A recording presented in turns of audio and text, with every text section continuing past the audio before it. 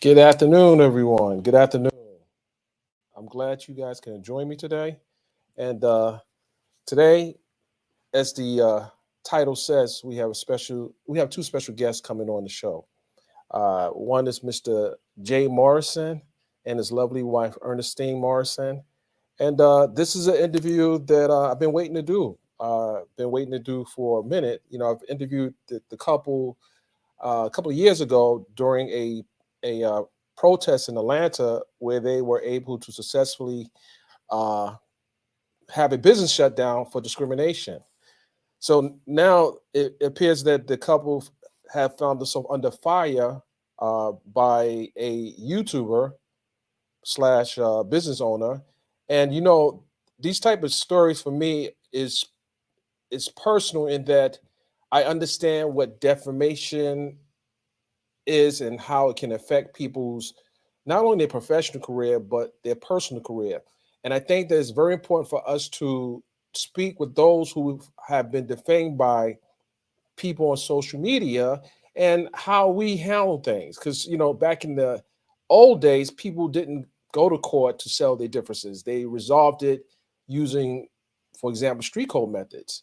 But once we evolve in life and and as we conduct our businesses, we know that doing it the hood way will bring a very hood result. So without further ado, I'm going to bring in Mr. Jay Morrison and Miss Ernestine Morrison. Okay, it looks like Daniel's in my shot. We're gonna have to get Daniel out of the shot. And the camera in because these guys are too far away from me. Come closer. I'm not gonna bite you guys. Okay. More closer. Here we go. Let me bring them up. Boom. Go closer. Hey, can you hear me, guys? Yes, we can hear you fine. How's that now? Jay, Great. can you hear me? Yeah, I hear you well. Peace, King. Something's wrong with your mic. Hello. Now, how Mic. try? Sounds good Mic. now. It sounds good Oh, now. good? Okay. I wish you guys come a little closer. I like that tight shot. You know this, Jay. You a Yeah, master. I like the tight shot too. I don't know why. What's going on, guys? First and foremost, what's going Hi, on? how are you? I don't know. Well, I haven't seen you guys in a minute. Before I go any further, there's one person missing from this interview, but I'm gonna make an excuse for that person because they might be too small. How's Kobe Milan doing? Kobe's the star of the show now. Everyone wants to know how Kobe is. Kobe is great. She's with my mom now. Wow. I looked at some of the pictures. Kobe has her own Instagram page too. I didn't have one when I was growing up. I don't know. I need to take that up with my mother. Well, maybe not my mother, maybe whoever found the internet. But in any event, I'm glad you guys can join me today. And first and foremost, congratulations on your successful win. I had the opportunity to go through the documents thoroughly, and Yes. I also had the opportunity to listen to the defendant. Tony DeCloser tried to explain away how the case ended in your favor. And what he said online didn't align with what the court documents stated.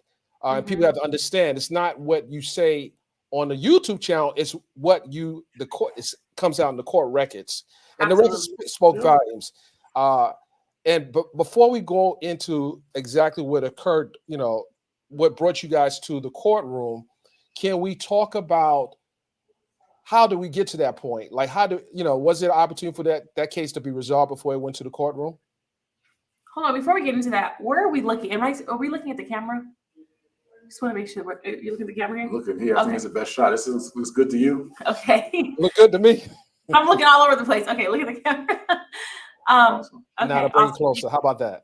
Perfect. That's awesome. I'll bring you back closer. Okay. Yeah. So go ahead. You can again. You can alley oop it again. No, so I said, so before you guys ended up being in the courtroom, how did you get to that point? And was there ever an opportunity to resolve this issue? Yes, there was certainly opportunities to resolve it. We want to stick to things that were filed and that's factual and that's documented. so we don't break any privilege within this ongoing legal matter. So when you look at the initial document that was filed, right, when there was a business dispute, The complaint. Complaint, yes. Right. Yep, complaint was filed. And before that complaint, yes, there were civil attempts on our behalf to try to amend in a very reasonable way. When things started going on social media, I put out one post, hey, look it, I'm a grown man. I'm not going back and forth online. Like, I don't do that. You know, that's not my thing. I said, if you want to holler at me, I'm at 3015 R. Martin Street, the big black building. Not to pull up. Pull up. Professionally pull up. Grown man pull up, right? Okay. That was in January of 2020, I believe. Look, we're not going to go back and forth online. You disrespected my wife, all these things. Bro, just pull up. I'm here. The emails had already been sent between the attorneys. One of his responses to our attorney was FU, the full word. That was his response to our attorney, 2 words, FU. Right? We tried the civil, the amicable, we tried the black excellence. We tried it all means. Then when I'll let you all make your own determinations, the reasons why these things happen, but he got more aggressive online. It was working for him. Mm-hmm. And as the defamation and slander and the lies, he was winning in the public opinion in the Instagram court, right? He was winning in Instagram court of public opinion. We said, look, enough of this. We're filing, like, we can't get it done that way. We are going to take you to court for defamation, for breach of contract, for tortious interference in our business, for slander, for lies, and a host of, in our complaint, a host of complaints that we have. And we literally explain how all this happens. So everything you want to know in that first complaint, it explains how we got here. And the Morrisons were saying, listen, we're not going to fight your lies online. I'm not going to fight your lies physically. That's not how we do business. It's not how we've raised our nation and our culture up. But I will fight you in court and let the truth be seen in court. And let's handle it like the businessmen that we say that we are. Yeah, I think it's important to note too, like when you have someone being so loud and doing all these social media antics and claiming these big claims, but they didn't take you to court. It's like, what is the goal here? Is the goal to find a solution, or is the goal to be loud and get attention and likes and followers on social media? Well, you know, I covered another high-profile case, which you guys know, the Cardi B and Tasha K situation. And one of the things, and you guys kind of brought it out, when you disrespect the officer of the court, in this instance, when you say F you to the attorney, judges, you know, and reading the documents, judges take offense to that. You know, looking at the order and the neglect to respond to timely filings, that played a key part in this case being in your favor. And you know, it's not. People think that a case can be won by having a jury seated, but it's paperwork that's filed leading you up to that point where, you know, this is a chessboard. Like one time I came to your studio and was playing chess with somebody. It's about moving the pieces on the board. But if you don't advance your pieces, how do you expect to capture the main piece? Yeah. So and in our case, the main piece is truth. How can we capture truth if you won't put your truth to the table where we're sound minds, not like emotional Instagram minds or one-sided audience, but where legal people who are sound minds get to see all the evidence and determine the truth. So we said, hey, you're lying so much, we're going to take you to court and make you prove what you call your truth. This scarlet letter you try to brand us as, brand my name as, right? There's this thing you try to say so loudly, like 1 million times, over 120 YouTube videos or Instagram videos or content about us, right? So you do this whole campaign of that, but we ask you to come to court and provide the documents and evidence of what you're saying. Didn't do that. The judge said you provided incomplete or inaccurate answers. So then we compelled for you to send some more answers. Actually, before you even sent any answers, you asked for an extension. I was like, man, I'm no extension. Prove your stuff. My lawyer was like, no, let's be gracious, give him an extension. Cool. And there's evidence in the documents. I saw on several occasions dating back to September when the attorney withdrew from the case. I think September 2021, the attorney filed a notice to withdraw from the case, and the defendant agreed on that, and he was present. Am I correct? Yes, he was present, says the documents. We weren't there, so I can't even tell you correct other than when I read the documents. So the documents say the defendant was there. Right. But so before you get to September, they were pushed to come to that court date because we were already asking for documents and evidence, and we could not get the paperwork complete and accurate after giving 2 extensions to produce the paperwork. So online videos were happening, Instagram posts were happening, the smear campaigns were happening, Skits were happening, but the evidence in court wasn't happening. Yeah. Was that occurring during the time of the documents production request was taking place? Were they doing it? So they were literally doing videos during the time of the production request by the court. Oh, absolutely. Yes. I mean, there was a video done at the very first, what was it, the Zoom thing we were on? Was that a litigation? Yeah, a mediation. The very first mediation on Zoom with the court, we were on Zoom. I mean, he was posting during the Zoom. He was. Well, go ahead. Ernestine, tell me, because I saw a video that really bothered me. You know, you being a mother, a wife, a woman, and some of the things that was being said. You know, Yes. I mean, and I commend you, Jay, because I know where you come from.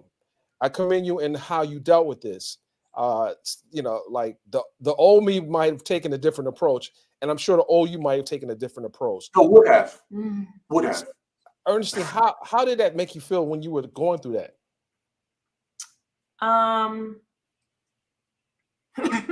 Pardon me. It was a very trying time, and it still is. I don't think people really understand the depths of how vile and ignorant and belligerent and so many boundaries that were crossed because of this individual.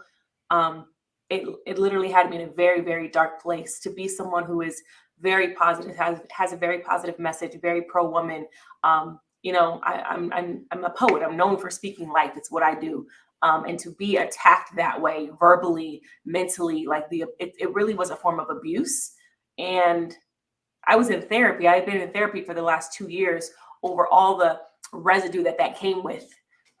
It was really, really bad. It was really bad. And to just to know that someone who calls himself a man and a leader and a CEO and whatever, just to know that same man has kids and a girlfriend, like it's very disgusting to me.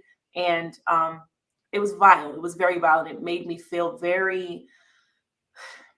I was in a vulnerable place because I was pregnant. And I think that it was intentional that I was pregnant and Jay was going through health issues at the time. Because like you said, Jay said, had this been another time, the story would have been different. I got a mouth on me. We all know this. And had it been a different time, I think that God sat me down and said, you know what? You have to give birth to this baby. You have to speak positivity and love into this baby, that what you're brewing, what you're birthing. And I had to focus on that. But it was extremely hard when people are literally doing a smear campaign against your name and lying and defaming and staging fake protests and all of the above. It was really hard. It was very, very hard. You know, I listened to you talk, and it's like I'm in the courtroom listening to Cardi tell her story, how she was pregnant. She was going through a similar situation. And I don't know how anyone that has any sense of decency would take it to the YouTube streets and know that this has a psychological effect on people. So yes. I understand the therapy part. I heard Dr. Blake testify in Cardi's case on how she had to deal with this. And I agree. You guys had to fight the fight and take it to the courtroom. And as a result, you guys prevailed.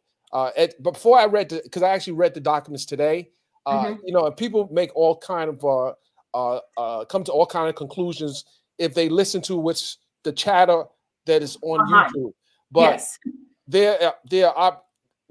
I encourage people, if they really want to understand the dynamics of this case, to read the court documents and understand this wasn't like a slip up by an attorney who didn't show up. This was a clear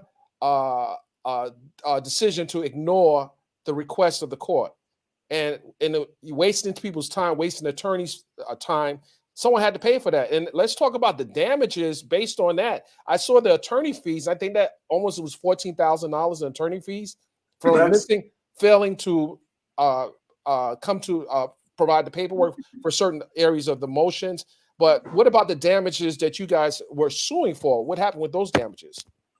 Well, this is where the narrative on YouTube and social media beat out the facts. So the attorney fees of $13,000 or so, that's only the attorney fees for the September through December, chasing him down for those months to try to actually get him in court. So that's just those attorney fees. That's the extra attorney fees on top of the whole litigation. So the defendant is painting this narrative of like, oh, it was so big, then why are they only getting this much money? No, that's the money just to try to chase you down money. There's a full comprehensive attorney fees, comprehensive punitive damages, comprehensive reputational damages that will be presented at trial for our damages hearing. So no damages have actually been established to the defendant other than the money is already in contempt of court for not paying. So he's in contempt of court right now for not paying the money in 2019 that we're chasing him down to actually get in court. So imagine someone, and break it down for the public, imagine someone smearing your name, abusing your wife, harassing your wife verbally online trolling, bullying specifically and intentionally. And then you have to lead by example, and you have to submit to your moral code, to your God as a man, to not do anything that's outside of your compass. Yeah.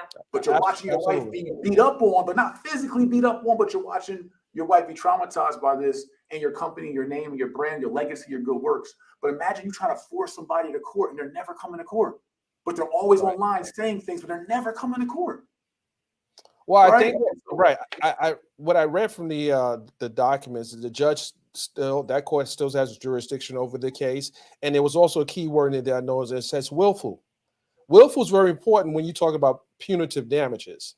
Yeah. And when I don't think you have to be a Harvard grad attorney, but the willful attacks on your wife and your family and your business. The numbers, what were you guys even asking for when you filed the suit? What were the numbers that you were asking for? Did you even put that out? We never put out any monetary number because we want to prove that number with actual data and actual facts, right? Right. And if you look at all the court records, to my recollection, there was no numbers thrown out by anyone. You might hear it online, but in the court documents, I haven't read any numbers from either party, right, other than what you just hear online. So for us, the winners of this case, those who have been defamed and my wife had this vile harassment, we get triple damages.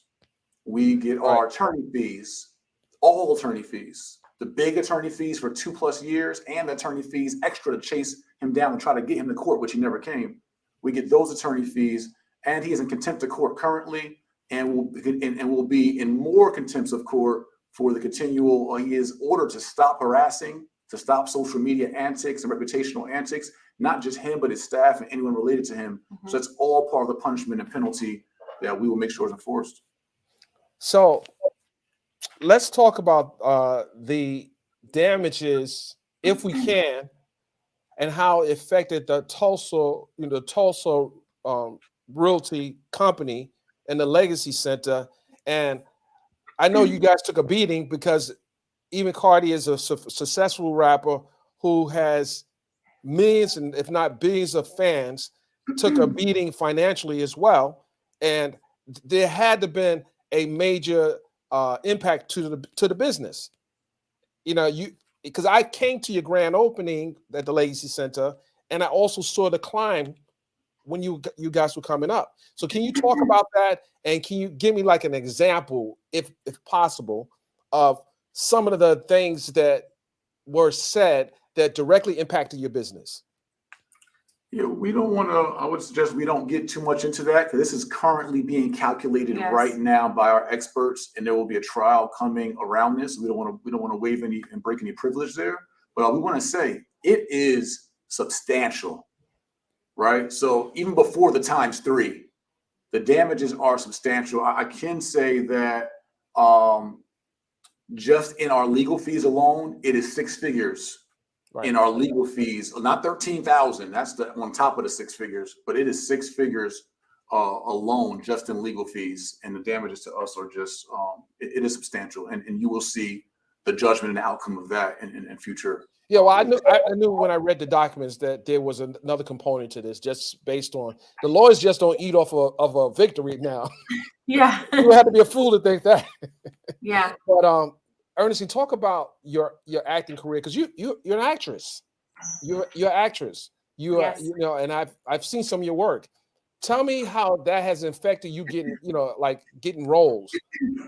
I think it's had a tremendous impact on my brand holistically. I mean, both of our brands, but as an actress, as a speaker, as a lecturer, as a poet, you know, as a host, you're judged by your brand. You're judged by your public persona, and unfortunately, you're not always judged by the fruit of your labor. So it affected me tremendously. I had members of my team, from managers to agents to people who wanted to hire me. I got magazine cover stripped. I've been taken off of panels. I've been uninvited to events because, you know, it's like the big elephant in the room. It's like, oh my God, are they scammers? Are they? So it just had a very huge effect psychologically, mentally, emotionally, financially, spiritually. It had a huge effect on me and us both. And again, like I said, it was a very, very trying time, and it still is. I think it took a lot of work, and it's still taking a lot of work to come through this when you've worked your entire life. Mm-hmm. Since I was 10 years old, I've been a speaker and an actress. My very first set was in '97. So these are seeds that I've sowed my entire life, and I'm really big on relationships, having authentic relationships with people. And when your relationships are not questioned, and, you know, this industry that we're in, it's like everything's relationship based. Everything is perspective based and optics based. And it had a tremendous effect. Yeah, you know, for me, in the speaking world and lecturing world and collaboration world, you know, some of the biggest people that I've actually mentored in the industry have said, hey, I want to do something with you, but we just don't want to deal with what's going to come with it. Yeah. And so not just the name or reputation, that part too, but then knowing that someone's going to attack. So if I align with you, if I do a podcast with you, or if I do an event with you, or I invite you to keynote at my conference, I know there could be online trolls and online things said about me and all that. And so we watched this torturous interference happen for 2 years. I've had 2 longtime mentees who both have called me a big brother, a father figure. They all kind of, you know, idol and all those things. Both were essentially drawn a wedge between, and both left our company.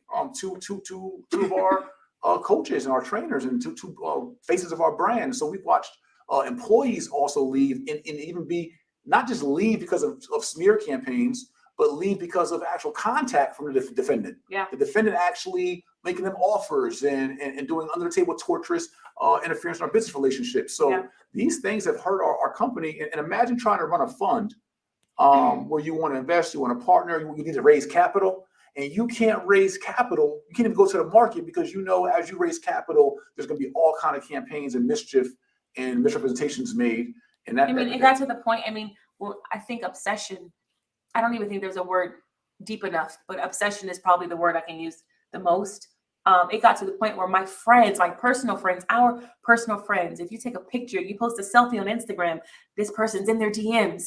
And it's like, everyone's like, just stalking your relationships. Yeah, it's like stalking my relationships and like planting seeds, and don't be aligned with this person and don't take pictures. And it started to become a burden on the people around us. We're like, I don't want to deal with that energy over there. That energy is very dark and unproductive, and I don't want to associate with that. And it was an obsession. It still is. You know, some people, first of all, I want to say to my audience, the Morrisons didn't get any questions in advance, because I wouldn't do an interview if I had to provide questions in advance. They don't know what question I'm going to ask them. So, you know, you may see this interview and assume that this was never arranged, other than reaching out to the publicist to set the interview up. So, you know, as a journalist, I asked hard questions. But in this situation, because there obviously is going to be an appeal, I don't know what's obvious, because it wasn't obvious the person made an appearance in court, which you thought that person would have. But assuming that person appeals, I want to afford that person an opportunity to tell his story based on the outcome, not what, you know, because if you had an opportunity to present your case in court. So based on the outcome, you can tell a story. I did watch the lead attorney bring him on this platform recently, and I felt very uncomfortable with the man in which he took to the lead attorney, who I've been on his show as well, and a very, very good brother, and gave him the opportunity, the platform to tell his story. But just the way he tried to maneuver around the questions, you would have to read it. For anyone that has any doubt or ambiguity into what actually ended up happening, they must read the documents. You know, they say the best way to hide the truth is put it in books, but in this instance, it's very accessible. So forget, and you know, people will talk, and sometimes people will say things online, but a lot of times it's the fluff in it. It's the trying to trend the internet, trying to garner attention to your brand by deflecting from that person's brand. And I get it, but people don't understand there's consequences in business, like you said, notorious interference. I've dealt with that in business over my lifespan, and I understand that if you're reaching out to someone's employee who's under contract to tell them to do something that is contradictory to that business's brand, then you interfere. And I think that your lawyers did a good job with the paperwork, because the paperwork is, you know, if you keep hitting someone with paperwork, you got to respond. Well, here's the thing. We wanted him to respond to that. So we were accusing him. Remember, we sought him out in the lawsuit. We were accusing him of interfering with our employees. So we're accusing you now. And now you have to defend it. And then you wouldn't come to court and defend it. And we won. Because you would not defend the lawsuit that we brought to you. You didn't bring to us a lawsuit. You just brought to us social media smears. Yeah. Right. We so brought to you guys are the plaintiff. You're the plaintiff. Yes, we're the plaintiff. We're not the defendant. Right. We're not on our back foot. Right. We are the aggressor for truth.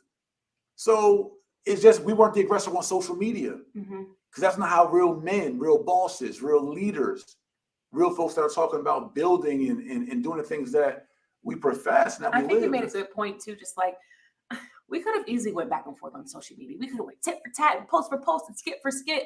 But I think it speaks to the integrity of a person, the character of a person. As you can see with even the lead attorney interview, you can't even get a word in when dealing with someone who's so belligerent and radical and irrational. And like, you can't win with a person like that having a verbal conversation. You can't have a mature conversation full with emotional intelligence and emotional maturity with a person like that. So it's like, why get into that fight from the court of public opinion and social media with someone who is clearly trolling? It's clearly fueling and feeding that person's brand. Okay, let's do it the smart way, the professional way, the way that leads with integrity, and let's do it the right way in court. You can judge the characters of the two different sides. It's like, I'm not going to go on social media and do tit for tats and post and memes and all that. Like, we're not doing that. What do you guys say to the high growth of toxicity that is occurring on YouTube and on social media for, you know, social media in general? And period. It's bad. And I think it's taking a human element away from us of empathy and compassion and logic. Like, I see so many fights and beefs on social media, and I'm like, it's like you said, if you just take the logics, pull the paperwork, take the logical side of your mind and just actually use it for once, because I think social media has dumbed it all the way down. We're really losing empathy, compassion, and that human element because we are so stuck behind these screens, behind these thumbs, our fingers. I think it's has us in a really bad place emotionally. We lack emotional intelligence and emotional maturity because of this protection of these screens, where you're able to be whoever you want to be and say whatever it is you want to say without any consequences. And I think that I love the consequence piece. I just want to add to that and it's entertaining to many people. So it fuels the person that's entertaining. It's like, yo, y'all like this. Y'all like me acting a fool. So the person can act a fool and then get followers and likes and then purchasers of their products and their courses and all that. They can become a millionaire from acting a fool and getting your attention and doing that, even leveraging someone else's name. Like, that's what y'all need me to be, like WWF? Cool, I'll be WWF. That's going to get me paid. And so, you know, the audience has fueled that. Yeah. But to my queen's point, there's consequences for trolling. All them lies going to cost you. Yeah.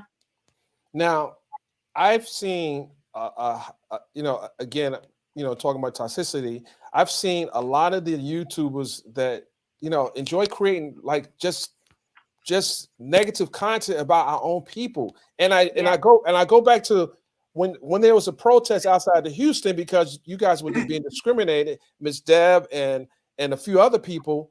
You guys took it to the street and you were fighting for the rights of people. And I was there, and I saw that, the people came out to support you, you know, and I don't understand why there other cultures that go through similar, but no one's making videos about other cultures. They attacking their own culture and our culture. And it's just ridiculous to me. It's like, we talk about empowerment, we talk about growth, we talk about building each other up. It sounds good, but it's the action, the work that people don't put in, to do that. So does that discourage you moving forward on how you approach situations now? Because you've given a lot in the past. Will this deter you on doing the things you did for the community? That's a great question. You want to lead?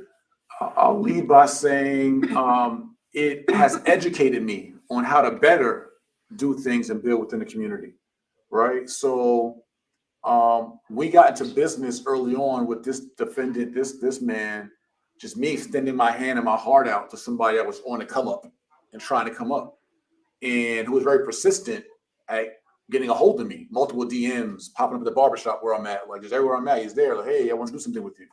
And me having a big heart for men, just like, all right, let's build, right? But as you all seen, the kind of erratic behavior, we saw that early on and going on. And I understand we have a lot of traumatized men in our community. We run a mentorship program called Big Brothers Anonymous. We mentor young men ages 12 to 24 every other Saturday for the last 2 years, partner with the Obama Foundation, My Brother Keeper Alliance. And I get to see the trauma of our men. And I was a traumatized man out of the streets and through poverty and abuse and all that kind of stuff. And so this doesn't deter me from helping to heal our people and serving those least amongst us and serving my calling to God. Well, we haven't mentioned in this interview, I got to say that we do give glory and credit to God for allowing us to keep our composure during all this, and allowing us to have grace and dignity during all this, because I couldn't have done it on my own. I took myself, and I don't think my brother could have, right, without the Heavenly Father. So we have to be remiss not to say that. Yes. But I'm still all in for our community. I know better. I've gotten wiser. This fire has helped to prune me and us. I'm still riding for our people, but I do understand there has to be some barriers and protocols in place, for my big heart. Yeah. Let's talk about the. Oh, so go ahead. Sorry. No, I would just say I would agree, and I would piggyback off that. I did struggle for the last 2 years. I'm like, do I even want to get into this fight with people? Because it's the same people you're fighting for will fight against you. And I struggled for the last 2 years. It's been a very, very heavy burden on me. But I think, like Jay said, I think we're still going to continue to do what God put on our heart to do in our calling and our assignment.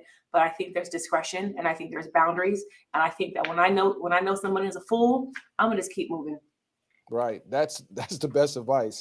And while we're talking about that individual now, I think that and that's just for you, but I've given this advice to other high profile people. When you are under attack, sometimes it's best to ignore people, but if it interferes with your business, then you have to do, the proper response. You have to do the proper response. But feeding into someone else's negative energy just pulls you into a dark place. And I get it. So once again, I commend you, Jay, for, not taking it to the street. And Ernestine, I commend you for, allowing your king to be able to, navigate you through this situation, and that's what you're supposed to do with your significant other in the family. Now, let me talk about the Legacy Center. Yes. What's going on with the Legacy Center right now? Because it looks good. I ain't been in a minute. I need anyway. I haven't been in a minute. You got to come back down. The Legacy Center is amazing right now. For those of you who don't know, we opened our doors January of 2020. And then, of course, the pandemic hit March 2020, and we were shut down. And I think for the last year or so, we've been in the rebuilding stages and marketing the space and letting people know right here in the greater Atlanta, East Point area that we're here. We have several events going on weekly. Every time I walk in here, something going on. We have an amazing team, an amazing staff. We are an event space, and there's so many different events and concerts and people shooting here and doing media here. So it's just a really nice hub. It's a great hub for entrepreneurs, for small business owners to really incubate right here at the Legacy Center. Yeah, and we have Atlanta's largest media mixer and media networking event, Greenlit ATL, that my wife is the founder of and host of every first Thursday. And we got to go do some more days, but it's a big audience of just film producers, actors, actresses, all kind of content creators and creatives. So that's really, really great here. And of course, I host real estate trainings, business trainings, credit trainings for empowering the community. We have 16 offices upstairs. We have several different businesses that are housed here. Yeah, so Nice, it's nice. really cool to just build for the community. We have our mentorship program from here. You know, this 2.6 acre campus. We just started our community garden that we dedicated to our brother, the late great Demarius Thomas, Super Bowl champion, MVP, and TREF partner. We have the Demarius Thomas Community Garden now. We have fresh fruits and vegetables we're growing on our side lawn. So really digging in and just want to serve more here in the community and you know, offer more value to our people as we fight for unity, justice, and repair. Yeah, absolutely. Now I listen. I need some help with the community garden because I'm in back of my garden right now. It's It ain't it? struggling. I can't grow a cherry or anything back there. Nothing. Listen, we got 10 peach trees. We got some blackberry and blueberry bushes. We got eggplant. We just got watermelon yesterday. We got peppers. I'm pulling up with my basket. How about that? Come on, man. Yes, Come come on, on down. this game. Absolutely. Now I want to shift gears now. I'm covering several high-profile cases as it relates to hip hop and rappers, particularly Young Thug, Gunna, Tory Lanez, Megan Thee Stallion. But particularly in Atlanta, the Fulton County District Attorney Fonnie Willis has targeted by way of indictments these whole, Young Thug and Gunna, as well as other people in the community. And the indictment pretty much states that the lyrics that these rappers have been using have been, incriminating to their case. Now, what do you think about, rappers being prosecuted for their lyrics in music? And do you think there's any truth to the claim that they are putting their crimes on wax or on lyrics? And you as a poet, Ernestine, that's, you as a poet. Yeah. I'm going to respectfully decline to all the way to give my perspective until I'm completely educated on what these cases are. I am a lyricist. I am a poet. I have spoken about very publicly about rappers speaking life opposed to speaking death into their music. So I will say that I am an advocate for us using our mouths and the power in our words to speak life into others and into our community. And yeah, that's what I have to say about that. Yeah, I just, being from the streets, having done time, 2.5 years in prison, and, my youth 20 years ago, mind you, it's not recently, y'all, 20 years ago, but I'm putting in work. I would just say, I don't know that it's their case particularly, but I would say a lot of times as Black men who are in the hood, in the streets, or street lifestyle, the culture, we have to be careful about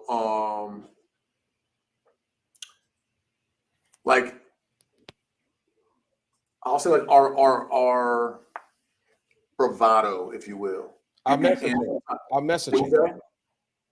What is that? I said our messaging. The messaging in the music. Yeah. Our messaging, and it's like it gives them grounds. That's what I really want to say. The messaging and what we portray and what we give off, even if we're in the right, it gives them ground. We know we face the system. We know how the system feels about us. So why give them ammo? Why give them bullets to give them grounds to take us down around something, right? Well, we already made it.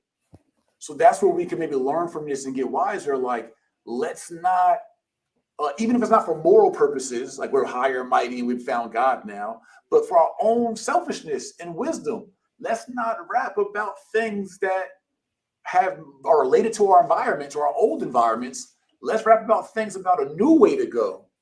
And then we don't have to subject ourselves to even allowing the system to corrupt our former words and use it against us. You know what I'm saying? So I think that we can be more wise, or just learn from the situation that, hey, if you're innocent, these folks out to get you when you become successful and influential and powerful.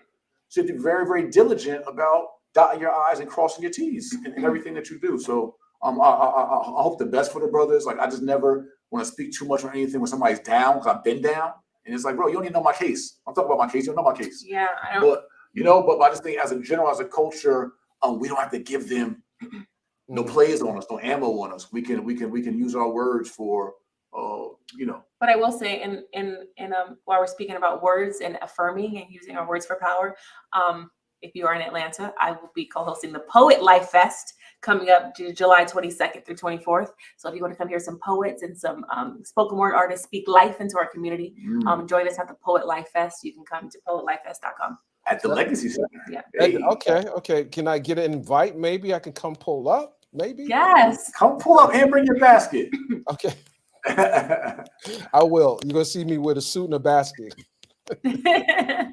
little black Riding Hood. Right. Okay, guys. Any final words that you want to leave for all the people that are leaving comments right now? And they're all of them are composite, by the way. Yeah. Awesome. Well, I will definitely just say I want to thank God just for allowing us to lead with wisdom and lead with grace and integrity, even when it was hard, and not even just this particular case, but when life gets extremely hard and you want to crumble and you want to lead with darkness. I just thank God for allowing us to lead with light, even when it was painful. And for those of you out there who may be going through adversity or strife, if you will, if you want to call it that, I think there's so much more power in leading with love and leading with integrity than there is with leading with any type of darkness. And our pastor always says that pain is necessary for the process. So I'm grateful for the pain, and I'm grateful for the journey of life. And stay true to who you are. Stick to your guns, stick to your ground, stick to your truth. If you lead with truth and you lead with light, you have nothing to worry about. And I want to echo just my appreciation also to God for covering our family and giving us favor. And I want to commend my wife for, although she had many moments where she broke down throughout this, for remaining strong and remaining poised and postured through it all. And I want to give a message. It's a hip hop station, and I know it's the culture. There's a lot of men that, relate to the culture and what our culture is for men. This was the hardest 2 years. During this 2-year process of somebody attempting to tear me down, my family down, my wife down, even posting my daughter on his page when she was in the hospital for brain surgery. Like, somebody pray for this baby, right? That was his post to my daughter while getting brain surgery. Like, honestly, Dad, I want to say to my kings out here, don't let anybody put a battery in your back. Like, that almost had a battery in my back. You're not gonna remote control. Don't even be a piece on the chessboard. Be the chess player. Jesus. And if somebody can do something online to make you do something in real life that can cost you your real life or cost you your freedom in your real life, don't be a crash dummy. Yeah. Like, be a real king, be a real boss. Don't let no puppets gas you up or put a battery in your back because of something they say. Right? They didn't do anything to you. They might have said some things to offend your life, right? Emotional attacks. But I just want to be an example on that side. I know so many men are like, yo, we would have did this, we would have caught the fade. I'd have just put money on his head, all these different things. But like, those things have a chain reaction. Yeah. You would have, if you were reacted, brother, you would have removed yourself from your beautiful family, or anything bad could really happen. So you did the right way, you fired the shot, you hit the target. Now, and that's the best way to handle these situations, because all the chatter, I mean, nothing. It's like whatever someone's saying, if they didn't show up when the fight was there, brought to them, then everything else is just BS and distraction. Yeah, that's all. right. And I commend you guys for doing, just handling your business overall, with the Tulsa Real Estate Fund as well as the Legacy Center. And I'll also make sure that the next protest I'm covering, I'm gonna call you guys up, let you know what's going down. Right, it's going down. Well, guys, thank you for watching this beautiful couple. I mean, let this couple be a inspiration for you. I know this was even hard to do, to talk about it. As I sit here and look at Miss Morrison, I feel the pain because I have daughters. Have a mother, have a sister, so I understand when someone's attacking your family, it's very painful. But keep up the good fight and keep spreading that positive love. Thank you. Thank you for your support. Appreciate Thank you you for for the having us. platform. Absolutely. Thank you. Ladies and gentlemen, Jay and Ernestine Morrison, give them a round of applause. Come on. I'm trying that new technology out, guys. All right, guys. Thank you. So there you have it, guys. Yeah. So this is, like I said, this is a problem that obviously people are not taking attacks online easily. They're fighting.